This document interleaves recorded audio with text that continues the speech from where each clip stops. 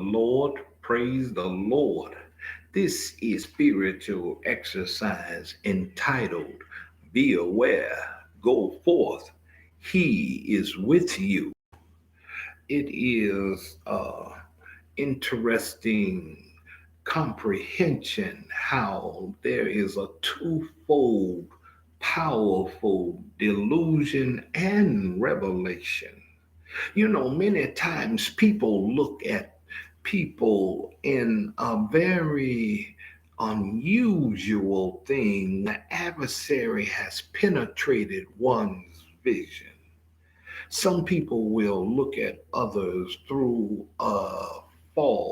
through a false illusion, as if the adversary has not only covered their vision, but given them a false reality of another individual's identity.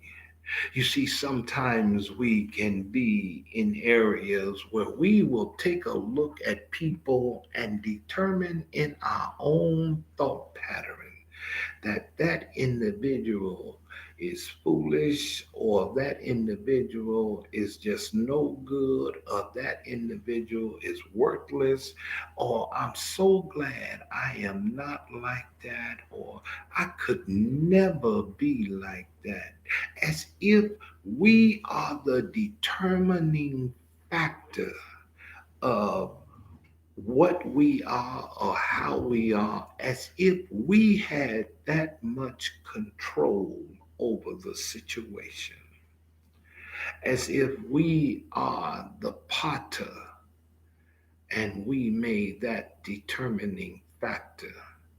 And sometimes we are so bold and so arrogant to say that we determine our own outcome because we worked so hard at who we are, as if we said that we put ourselves with the certain parents that we were at. We put ourselves in the certain neighborhood that we were in, that we were brought up in. So that gave us a fresh place, a fresh start. It gave us the right circumstances. We didn't get raped. We didn't get shot. We didn't get killed. We didn't get brought up in an area of a drug parents or anything of that nature. We was brought up in a Christian household because we determined that. So because you are like you are. See, we didn't have no situations coming up. Did nobody kidnap us? Did nobody do anything to us? We went to a perfect school. Did nobody do anything to us in school? We had certain situations in our school, but we didn't have those things because we determined how our school was. We didn't have all that mess going on in our school. We didn't have people getting shot, getting beat. We didn't have bullies of that type of nature in our school because we determined that we was able to go to school. We had plenty of food on our tables. We didn't have all that stuff going on in our neighborhoods. So we look at one another and make our own judgment calls, and we determine that. And then as we do such a thing, we keep on going. And as we do, it is a very interesting thing in this dual complex. Not only do we look at one another and make our own judgment calls, we determine the hidden factors of another. As sometimes we say to ourselves that this individual woke up one morning and said that he wanted to be what he is, that he determined what he is by waking up one morning saying that he wanted to be a bum, or he wanted to be a dope fiend, or he wanted to be a convict. He didn't never wanted to have nothing. You not nothing because you never wanted to be nothing. That it was impossible for the adversary to deceive the man. The man deceived himself or woman. But we were so good that we overcame the adversary.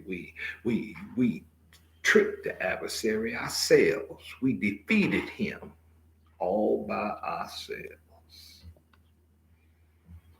It is a remarkable thing how we do what we do without any conscious behind what we do. And we bring sometimes that same mentality as we walk through the doors of God's house.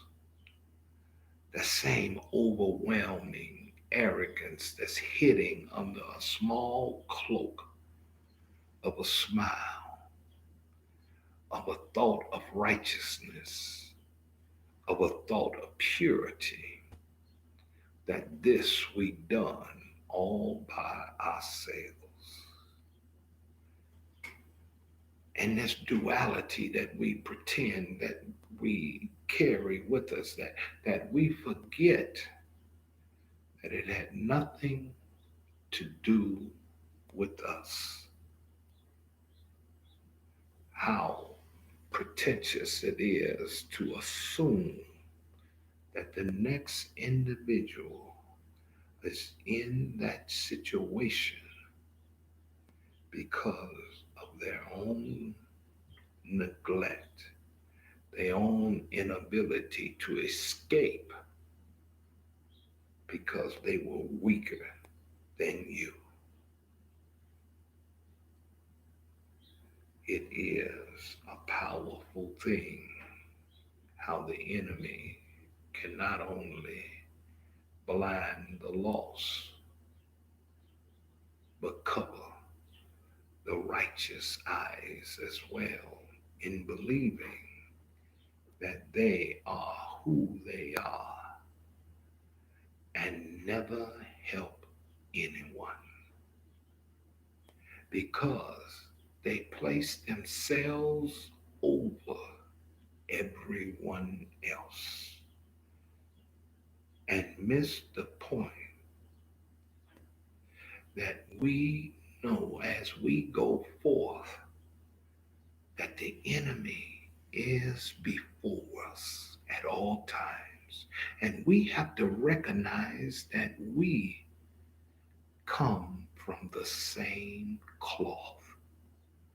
You see, the enemy is before us at all times, but God is with us. We have no need to be afraid. We have no need to try to make ourselves bigger than what we are. We come from the same cloth as everyone else. We weren't superior. We were liars. We were thieves. We were fornicators. We were whoremongers. We no different than those that we walk among. The only difference is that we heard the call of God and we need to present that. And we know the adversary is out there right before us, but we still come because we want you to hear the call as well. You see, because we are no different.